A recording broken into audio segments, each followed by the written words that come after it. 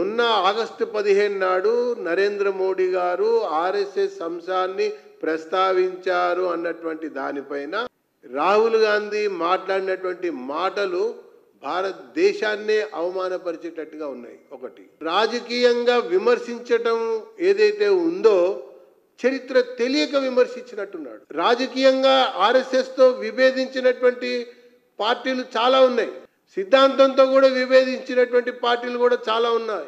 కానీ దేశానికి సంబంధించినటువంటి అంశం వచ్చినప్పుడు, సమైక్యత సమగ్రతలకు సంబంధించినటువంటి విషయం వచ్చినప్పుడు, క్రమశిక్షణకి మారుపేరుగా ఉన్నటువంటి ఒక సంస్థగా, దేశభక్తి కలిగినటువంటి ఒక సంస్థగా ఆర్ఎస్ఎస్ ని మించిన సంస్థ ఇంకొకటి లేదు అన్నటువంటి ఒక అంశాన్ని ప్రతి ఒక్కరు కూడా చెప్పక తప్పలేదు అన్నటువంటి ఒక అంశానికి ఉదాహరణ అప్పటి భారత ప్రధాని అటల్ బిహారీ వాజ్పేయి గారు.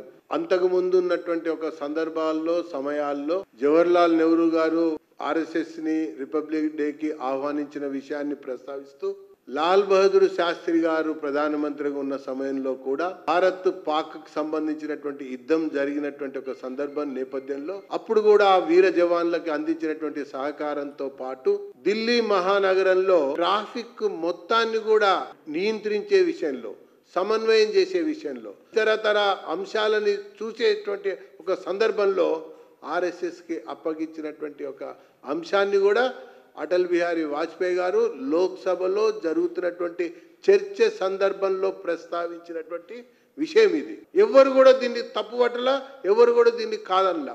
ఆ లోక్సభలోనే ఆన్ రికార్డ్ ఉన్నటువంటి ఒక విషయం ఇది. డాక్టర్ బాబాసాహెబ్ అంబేద్కర్ గారు కూడా 1940 జనవరి 2 సతారా జిల్లా గ్రామంలో జరిగినటువంటి ఒక ఆర్ఎస్ఎస్ క్యాంపులో అంబేద్కర్ గారు స్వయంగా విచేయటం, పరిశీలించటం, అక్కడ వారు ప్రసంగించటంతో పాటు అక్కడ ఉన్నటువంటి పుస్తకం పైన రాసినటువంటి ఒక విషయంలో చాలా స్పష్టంగా ఇది దేశభక్తి ప్రేరేపితమైనటువంటి సంస్థ అని అంటూనే సామాజిక సమరసతకి ప్రతీకగా ఆర్ఎస్ఎస్ ఉంది అన్నటువంటి విషయాన్ని కూడా చెప్పడంతో పాటు స్వయం సేవకులు ఏ కులం అన్నది కూడా ఎవరిని అడిగినా కూడా అక్కడ చెప్పలేదు అన్నటువంటి అభిప్రాయాన్ని కూడా వారు రాశారని చెప్పని నేను పేర్కొంటున్నాను. తర్వాత మహాత్మా గాంధీ గారు కూడా 1934లో ఆర్ఎస్ఎస్ సమ్మర్ క్యాంపు వార్దా అనేటువంటి ఒక జిల్లాలో జరిగినటువంటి క్యాంపులో కూడా వారు పాల్గొని ప్రసంగించారు. అక్కడ కూడా వారు కూడా ఇది దేశభక్తి కలిగినటువంటి సంస్థ, సేవా భావానికి మారుపేరు, మరి క్రమశిక్షణకి నిలయంగా దేశభక్తే లక్ష్యంగా నడుస్తున్నటువంటి సంస్థ అని వారు పేర్కొన్నారు.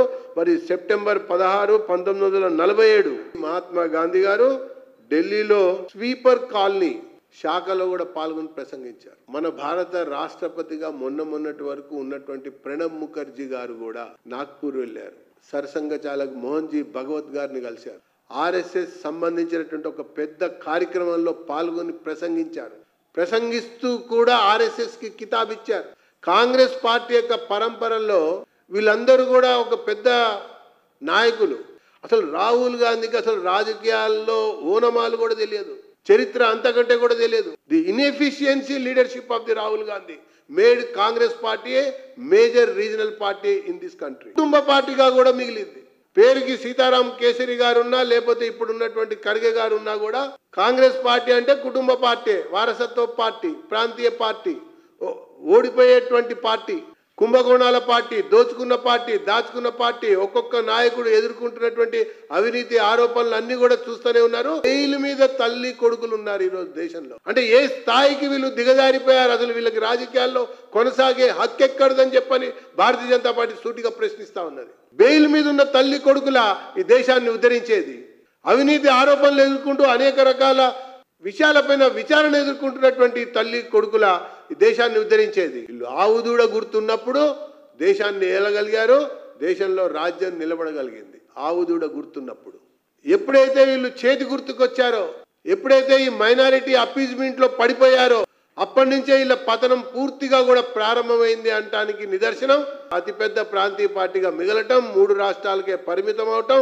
దివాలకోరు రాజకీయ విధానాల వల్ల కాంగ్రెస్ కనుమరుగవుతున్నటువంటి విషయం ప్రతిరోజు కూడా మనకి ప్రతి ఎన్నికల్లో కూడా ప్రతి సందర్భంలో కూడా కనబడుతున్నటువంటి ఒక అంశాలని చెప్పని పేర్కొంటూ రాహుల్ గాంధీ దేశ ప్రజలకి